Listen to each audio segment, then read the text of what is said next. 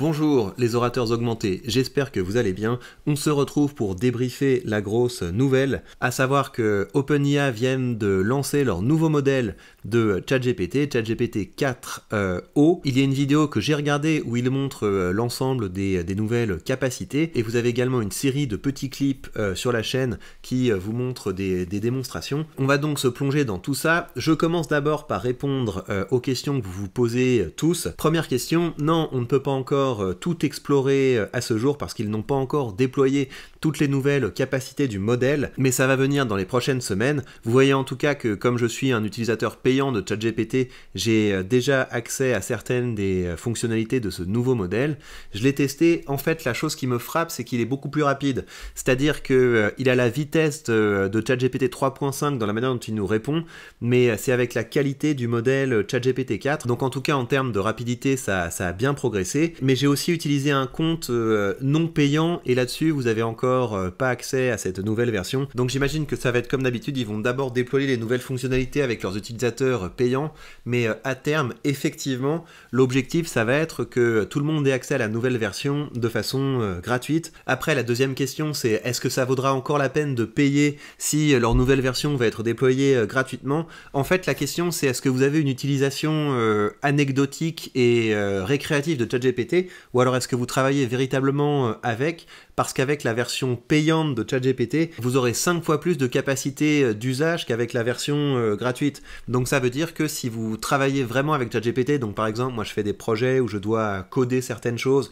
où je dois lui demander un feedback sur les codes, donc ça veut dire que je vais parfois travailler peut-être 1 heure, 2 heures rien qu'avec ChatGPT, et si au milieu de ma tâche j'étais interrompu par un message qui me dit vous avez atteint votre limite de capacité, etc., ça n'irait pas. Mais en tout cas, bonne nouvelle si vous utilisez ChatGPT de façon récréative, là effectivement vous pourrez utiliser la nouvelle version de façon gratuite. En tout cas, à ce stade on n'y est pas encore, parce que les vraies nouveautés de ce modèle de ChatGPT, ça va être sur la version téléphone. J'utilise déjà le plus souvent ChatGPT sur le téléphone parce que ça permet d'avoir des conversations, ça permet d'envoyer de l'audio, d'avoir des interactions qui sont beaucoup plus faciles, mais là vous allez voir les nouvelles capacités. On va regarder tout ça. Alors la première chose que je voulais vous montrer sur les nouvelles capacités, ça pour le coup je pense que ça va changer beaucoup de choses, c'est qu'on va maintenant avoir ChatGPT comme une application sur votre ordinateur. Et ce que ça veut dire très concrètement, c'est que vous pourrez avoir une fenêtre ChatGPT et lui montrer ce que vous faites à l'écran. Je vous montre à quoi ça ressemble, je traduirai si vous ne parlez pas anglais. Okay, ChatGPT, I'm sharing with you the plot now. I'm wondering if you can give me a really brief one-sentence overview of what you see. The plot displays smoothed average, minimum, and maximum temperatures throughout 2018, with a notable annotation marking a big rainfall event in late September.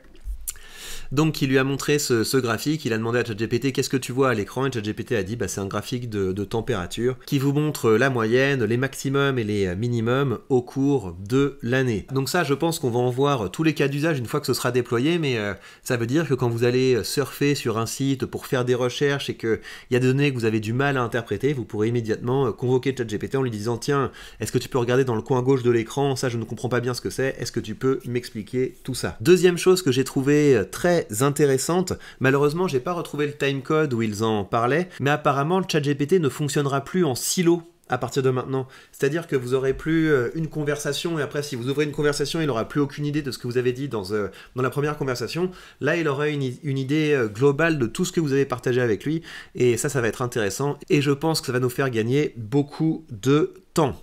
Alors pour le reste, c'est des choses qui sont assez spectaculaires, mais pour le moment j'ai l'impression que c'est assez anecdotique. C'est qu'ils ont donné une capacité à ChatGPT à exprimer des émotions et à lire les émotions chez les gens. Donc voilà, il y a des séquences où il peut détecter les émotions dans le ton de la voix. On peut également allumer la caméra et montrer notre visage, et puis il peut avoir une idée des émotions qu'on a. Donc ça veut dire qu'il aura une capacité plus précise à comprendre le contexte. Je vous montre un petit peu à quoi ça ressemble. Let's just get a demo fired up. So I'm taking out a phone. If you are wondering about this wire, it's so we have consistent internet. And if you see, there's this little icon on the bottom right of the ChatGPT app, and this will open up GPT-4o's audio capabilities. Hey, ChatGPT, I'm Mark. How are you? Oh, Mark. I'm doing great. Thanks for asking. How about you? Hey, so I'm on stage right now. I'm doing a live demo, and frankly, I'm feeling a little bit nervous. Can you help me calm my nerves a little bit? Oh, you're doing a live demo right now? That's awesome. Just take a deep breath. And remember, you're the expert. I like that suggestion. Let me try a couple deep breaths. Can you give me feedback on my breaths? Okay, here I go. Whoa, slow a bit there. Mark, you're not a vacuum cleaner. Donc il y a un truc quand même, donc là vous voyez l'idée, c'est qu'il s'est connecté avec la nouvelle version du chat de ChatGPT, donc ça on n'a pas encore accès, c'est ça qui va être déployé à terme et ce sera intéressant à ce moment-là de vous faire une démo complète, mais donc ChatGPT peut exprimer des émotions du type waouh, c'est extraordinaire, etc. Mais vous noterez que que OpenIA a changé son mode de présentation. Vous vous souvenez les anciennes présentations des nouveaux modèles de ChatGPT, c'était Sam Altman qui était sur scène, c'était un peu un keynote du style des keynotes d'Apple. Là on a un truc qui ressemble un peu plus à un sitcom et ça me fait penser quand même à la démo de Google Gemini, vous voyez, où vous aviez quelque chose qui ressemblait à du live mais en fait c'était scripté et il montrait des capacités qui étaient nouvelles et extraordinaires mais en fait on s'est rendu compte que c'était scripté et là il y a quand même un côté regardez à quel point on est interactif mais je me demande dans quelle mesure ils sont pas en train de suivre un script, donc ça m'étonnerait hein, qu'ils nous arnaquent là-dessus et de toute façon ça va être déployé prochainement mais voilà, j'ai quand même ce petit red flag qui s'allume, ça ressemble quand même un petit peu à un setting de sitcom, donc voilà, à voir pour la suite. Donc ChatGPT peut effectivement détecter comme ça nos émotions, et ça si vous voulez à ce stade j'ai du mal à le voir comme autre chose qu'anecdotique. Je crois que je comprends la logique derrière, c'est de nous permettre d'avoir des interactions qui sont plus naturelles avec ChatGPT, donc d'améliorer l'interface utilisateur. Je pense qu'il y a une autre utilité, c'est que ça permet à ChatGPT d'avoir une perception plus globale du contexte et donc de nous apporter une aide qui est sans doute plus ciblée, mais voilà, pour le moment ça nous fait rien, mais je ne vois pas encore tout à fait les cas d'usage qu'on pourra avoir de ça. Et donc que vous compreniez la nouvelle version de ChatGPT, c'est que maintenant on peut non seulement partager du texte, de l'audio et des images avec ChatGPT, on peut également allumer la caméra pour que ChatGPT interagisse avec nous en direct et qu'il voit la vidéo de ce qui se déroule en direct avec nous. How's it going? Hey there, it's going great. How about you? I see you're rocking an OpenAI hoodie. Nice choice. What's up with that ceiling though? Are you in a cool industry-style office or something? Well, can you take a guess at what I might be doing based on what I'm showing you here? From what I can see, it looks like you're in some kind of recording or production setup.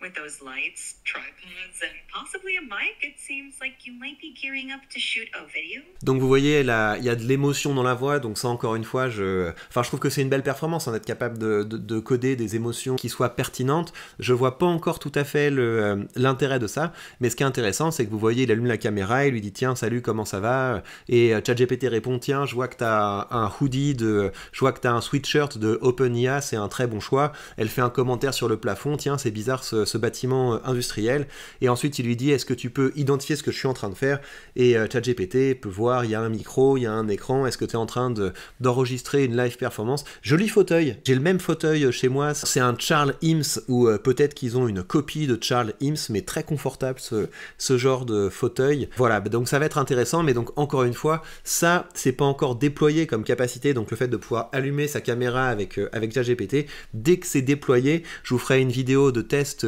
complète là-dessus. En tout cas, ça va être passionnant. À chaque fois qu'il y a des nouveautés comme ça avec ChatGPT, eh bien, assez rapidement, on peut faire un bond de productivité si on apprend à bien utiliser tout ça, mais je serai là pour vous guider et pour vous donner un maximum de cas d'usage pour que vous ne ratiez rien. Donc, en somme, non, toutes les capacités du nouveau modèle ne sont pas encore déployées, mais de ce que j'ai pu tester de ça, c'est beaucoup plus rapide, donc ça va être déjà intéressant. On va gagner comme ça un peu de temps. Oui, la version 4o de ChatGPT sera gratuite, mais avec des capacités d'usage plus limitées que pour les utilisateurs payants. Et non, à ce stade, si vous avez la version gratuite de ChatGPT, vous n'avez pas encore accès à ça. Vous êtes encore limité au 3.5, mais ça devrait changer dans les prochaines semaines. Je vous retrouve donc bientôt avec un update de toutes ces nouvelles capacités dès que je les aurai eues entre les mains. Et si vous voulez accéder à l'ensemble de l'expérience des orateurs augmentés, je vous invite à rejoindre ma newsletter, à rejoindre mon cercle des orateurs. Dans la dernière série d'articles que je vous ai envoyé